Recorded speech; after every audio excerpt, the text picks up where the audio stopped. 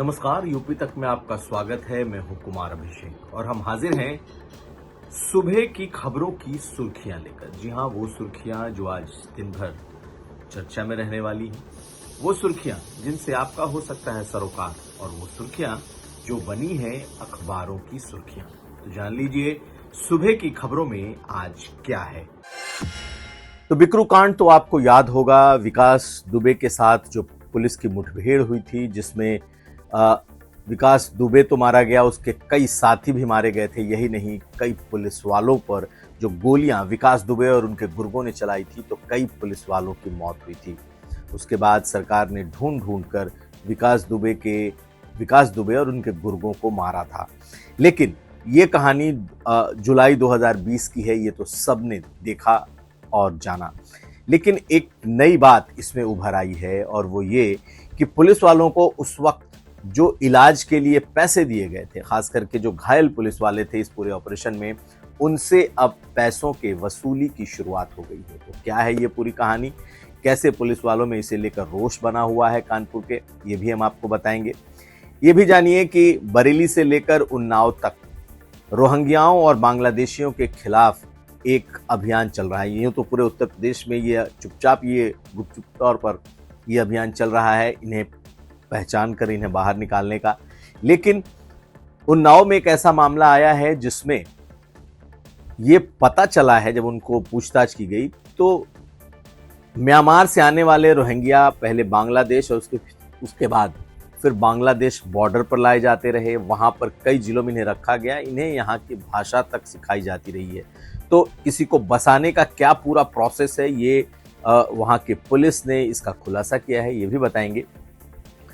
इसके अलावा 65 साल से लॉन्ग टर्म वीजा पर रह रही बरेली में एक महिला मिली है जो पाकिस्तान की है। पाकिस्तान से 65 साल पहले आई और अब भरा पूरा परिवार है। क्या है ये कहानी, और आखिर में क्या है गर्मी का हाल से किस तरीके से लोगों का हाल बेहाल है और गर्मी से मौतें हो रही हैं।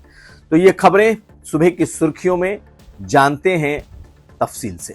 तो बिकरू कांड के दौरान जो पुलिस वाले उस ऑपरेशन में लगे थे, जो इस पूरे ऑपरेशन के दौरान जिन्हें चोट लगी, जो घायल हुए, ऐसे पुलिस कर्मियों को अब 5 साल के बाद ऋण वापसी का नोटिस आया है। जी हां, पुलिस वाले भी चौंक गए, किस बात की ऋण वापसी।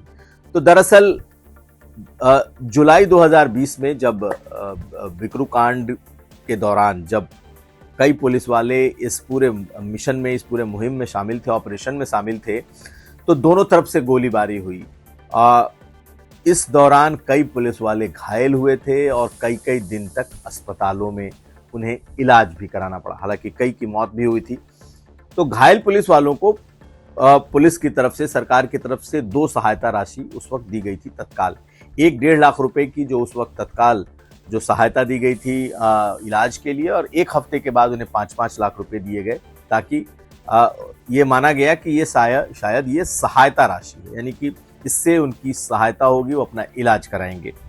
लेकिन 5 साल के बाद अब अचानक उनके घर पर ऋण वापसी का, यानी कि इस पैसे के तगादे का नोटिस पहुंचा है, और उन्हें कहा गया कि जितने पैसे आपके इलाज पर खर्च हुए वो तो उसका समायोजन करिए, और बाकी जो आपको पैसे दिए गए थे उसको वापस लौटाएं अगर आपके पास पैसे बच गए हैं। पुलिस वालों को ये लगा कि ये पैसे उन्हें सहायता के तौर पर दिए गए हैं, ना कि ऋण के तौर पर, यानी कि 1.5 लाख और 5 लाख, लगभग 6.5 लाख रुपए की राशि कई पुलिस वालों को इसमें दी गई थी। अब जबकि इसके लौटाने का नोटिस आ गया कि जितने पैसे आपके इलाज में खर्च हुए, बाकी तमाम पैसों को आप लौटाइए और इलाज के पैसे को समायोजित करें, तो पुलिस वालों को के भीतर में, खासकर जो लोग जिन्हें पैसे दिए गए थे, उनके भीतर एक तरीके का रोष पैदा हो गया है। वो नाराज हो गए कि उस वक्त उन्हें ये बताया नहीं गया कि ये पैसे उन्हें ऋण के तौर पर दिए जा रहे हैं, बल्कि उन्हें तो सहायता राशि कह करके दी गई, जिसके बाद अब 5 साल के बाद ये उन्हें लौटाने को कहा जा रहा है। खैर, पुलिस प्रशासन भी इस मामले में कोई जिसे कहते हैं कि कोई इनके ऊपर कोई दया दिखाने को तैयार नहीं दिखाई दे रहा है। उसका कहना है कि ये नियम है कि इलाज के दौरान आपको एक मुश्त पैसे दिए गए, आपने इलाज कराया, जितना इलाज में खर्च हुआ उसको आप समायोजित करें और बाकी तमाम पैसे को वापस करें। ऐसे में अब पुलिस वालों के सामने एक बड़ी समस्या है कि इनके पैसे खर्च हो चुके हैं। अब सरकार की तरफ से उन्हें कहा गया है कि आप अगर पैसे दें तो ठीक, नहीं तो हर महीने आपकी सैलरी से 20% काटी जाएगी। इसे लेकर के एक नया बखेड़ा बवाल खड़ा हुआ है और वो पुलिस वाले जो इस पूरे ऑपरेशन में साथ थे वो नाराज हो रहे हैं। अगली खबर। और अब उत्तर प्रदेश में रोहिंग्याओं और अवैध बांग्लादेशियों के खिलाफ चल रहे मुहिम की कई जिलों में इस वक्त ये मुहिम चल रही है कि जो भी अवैध बांग्लादेशी या रोहिंग्या उत्तर प्रदेश में घुसे हैं उनकी पहचान कराई जाए और जो पकड़े जाते हैं अवैध तरीके से यहाँ रहते हुए उनको डिपोर्ट किया जाए। ऐसे में कई जिलों में, खास करके पश्चिमी उत्तर प्रदेश से लेकर कानपुर, उन्नाव, लखनऊ, ऐसे स्थानों पर जहां इनके होने की ज़्यादा संभावनाएं हैं वहां पर पुलिस का एक अभियान चल रहा है। हालांकि ये अभियान बहुत सबल तरीके से चुपचाप चल रहा है। बहुत ज़्यादा जानकारी लोगों को इसके बारे में नहीं हो रही जब तक कि पूरी तरीके से गिरफ्तारी नहीं होती। ऐसा ही एक वाकया कानपुर और उन्नाव में आया जब एक पूरे परिवार को, करीब 10-12 लोगों के परिवार को पुलिस ने पकड़ा तो पता चला कि ये लोग रोहिंग्या हैं। ये अलग अलग वेस्ट बंगाल के जिलों में कई महीनों तक रहकर वहाँ पर उत्तर प्रदेश की हिंदी सीखकर, यहाँ की भाषा सीखकर और इस इलाके के दस्तावेज बनवा करके इन्हें यहाँ भेजा गया है। तो पूरा एक सिंडिकेट के बारे में पता चला कि जो न सिर्फ म्यांमार से बांग्लादेश, फिर बांग्लादेश से वेस्ट बंगाल के सीमावर्ती जिले जिसमें मालदा, दिनाजपुर, ऐसे जिलों में इन्हें कई महीनों तक रखा गया। इनके पासपोर्ट, इनके दस्तावेज बनवाए गए और उसके बाद इन्हें उत्तर प्रदेश के अलग अलग जिलों में भेजा गया है। कई बार गिरफ्तारी के बाद पुलिस की भी नींद टूटी कि आखिर इनकी जमानत लेने वाला कौन है। तो पता चला कि ये गिरफ्तार भी होते रहे हैं और फर्जी जमानत बॉन्ड पर ये बाहर भी आ जाते हैं। तो एक पूरे सिंडिकेट का खुलासा हुआ है। लेकिन सबसे चौंकाने वाली बात यह है कि ये सिर्फ वहाँ से ये रोहिंग्या शरणार्थी के तौर पर नहीं आए, बल्कि कई ऐसे इसमें सिंडिकेट लगे हैं जो कि पहले इन्हें वेस्ट बंगाल के जिलों में लाते हैं, वहाँ इन्हें कई हफ्ते महीने तक कुछ जो धार्मिक संस्थान है उसमें इन्हें ठहराया जाता है। वहाँ पर इन्हें भाषा सिखाई जाती है क्योंकि म्यांमार के लोग खास करके बोल नहीं पाते, उन्हें बोलने चालने लायक भाषा सिखाई जाती है।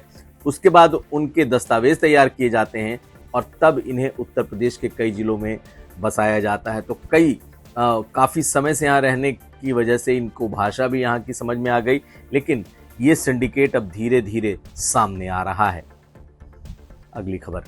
जैसे जैसे रोहिंग्याओं, बांग्लादेशियों और अवैध बांग्लादेशियों और पाकिस्तानियों की खोज तेज हुई है और ख़ासकर ऑपरेशन सिंदूर के बाद कई ऐसे चेहरे और नाम निकल करके आ रहे हैं जो लॉन्ग टर्म वीज़ा पर कई दशक पहले आए और यहीं पर बस गए। यहीं पर उन्होंने अपने तमाम कागजात बनवा लिए और यहीं के नागरिक बनकर रहने लगे। अभी कुछ दिन पहले कुशीनगर का एक मामला आया था जहां पर 68 साल पहले आया एक शख्स मिला है जिसने अपने न सिर्फ अपना पूरा परिवार बसा लिया बल्कि तमाम तरह के दस्तावेज उसके पास मिले हैं। अब एक नया नाम बरेली में सामने आया है, फरहत सुल्ताना के नाम से, जो 65 साल से यहाँ पर रह रही है। 65 साल पहले वो लॉन्ग टर्म वीज़ा पर उत्तर प्रदेश के बरेली में आई थी फरहत सुल्ताना। अब उसका भरा पूरा परिवार है और बाकायदा तमाम जो आधार कार्ड से लेकर के जितने भी दस्तावेज हो सकते हैं सब दस्तावेज उसके पास मौजूद हैं। अब उम्र दराज भी हो चुकी है, वो महिला बूढ़ी हो चुकी है, लेकिन अब ये पकड़ में आया है कि वो तो पाकिस्तानी है और 65 साल पहले वो लॉन्ग टर्म वीज़ा पर भारत आई थी, यहाँ पर बस गई है। तो ऐसे लोगों को एक एक करके ढूंढने की कोशिश हो रही है। खैर, इन्हें भेजा जाएगा या नहीं भेजा जाएगा, ह्यूमैनिटेरियन ग्राउंड पर सरकार क्या स्टैंड लेती है, ये तो बात अलग होगी। लेकिन बहुत सारे लोग जो कई दशक पहले, कई साल पहले यहाँ आ गए, उन्होंने यहाँ से जाना गवारा नहीं समझा और यहीं के होने की कोशिश करने की उन्होंने शुरुआत कर दी थी। 65 साल से एक, 68 साल से दूसरा। 2 दिनों में उत्तर प्रदेश में कई ऐसे लोग मिले हैं जो कि हैं तो पाकिस्तानी लेकिन कई दशकों से यहीं के बनकर के रह गए हैं। खैर, अब इस पर क्या सरकार फैसला लेती है ये देखेंगे, लेकिन जब खोज शुरू हुई है, जब अवैध प्रवासियों की खोज शुरू हुई, पाकिस्तानियों की खोज शुरू हुई, तो ऐसे ऐसे नाम निकलकर सामने आ रहे हैं। अगली खबर, और अब बात उत्तर प्रदेश में पड़ रही भीषण गर्मी की। जी हाँ, इस वक्त गर्मी से लोगों का बुरा हाल है। सिर्फ गर्मी नहीं, गर्मी और दूसरी तरफ एक इलाके में बारिश और वज्रपात। जी हाँ, अभी मानसून ने पूरी दस्तक नहीं दी है और उम्मीद की जा रही है कि जल्द ही मानसून अगले कुछ दिनों में उत्तर प्रदेश में दस्तक देगा, लेकिन गर्मी से लोगों की मौतें हो रही हैं। जो जानकारी है अगर हम आपको बताएं तो लगभग 20 लोगों की मौत हो चुकी है अभी तक इस भयावह गर्मी से। और सबसे ज़्यादा अभी एक दिन पहले एक कानपुर में और उसके जिलों के आसपास, कानपुर के आसपास के जिलों में 17 मौतों का जिक्र आ रहा है कि 17 लोगों की मौत हुई है। कानपुर सेंट्रल रेलवे स्टेशन के परिसर में 4 लोगों के शव मिले हैं और माना जा रहा है कि लू और गर्मी से ऐसे लोगों की मौत हुई है। अगर आप तापमान देखें तो झांसी में लगभग 45 डिग्री सेल्सियस, हमीरपुर में 44.6, लखनऊ में 44 डिग्री सेल्सियस, इस तरह से लोगों को इस गर्मी की तपिश का सामना करना पड़ रहा है। 11 जिलों में हीट वेव है और कई जिलों में लोगों की इस गर्मी से मरने की खबर आई है। तो आज के अखबारों में अगर हम देखें तो तमाम अखबारों ने अलग अलग तरीके से सुर्खियां बनाई हैं, लेकिन सभी अखबारों ने गर्मी से मौतों को अपने यहाँ बड़ी जगह दी है। तो ये थी सुबह की सुर्खियां। कल हम फिर हाजिर होंगे। आप हमें दीजिए इजाजत और देखते रहिए यूपी तक। अगर वीडियो अच्छा लगे तो लाइक करें, शेयर करें और यूपी तक को सब्सक्राइब करें। धन्यवाद।